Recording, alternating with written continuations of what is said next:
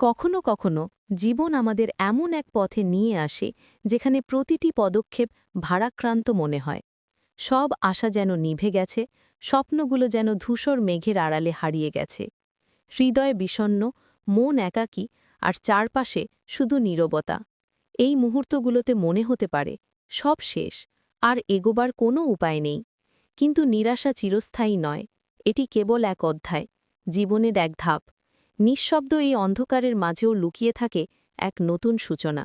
একটু ধৈর্য ধরলেই দেখা যায় আলো, যদিও ক্ষীণ কিন্তু এখনও বিদ্যমান।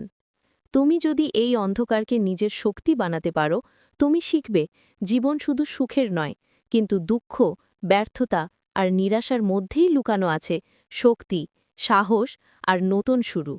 এই অনুভূতিগুলোই আমাদের শেখায় যে কোনো পরিস্থিতিতেই হার মানা সমাধান নয়। প্রতিটি রাত শেষে সূর্য উদয় হয়, আর প্রতিটি নিরাশার পর আসে নতুন আশা।